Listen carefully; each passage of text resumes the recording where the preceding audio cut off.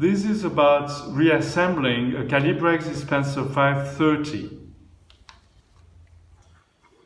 Insert the valve body into the housing. Do not forget the small ball. Add the plate. Screw in the glass cylinder. Insert the lower apron.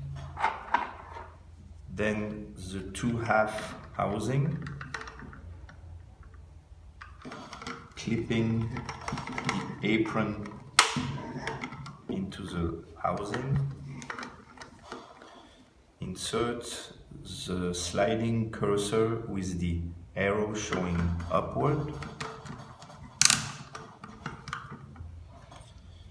Insert the upper apron. Screw in the plunger.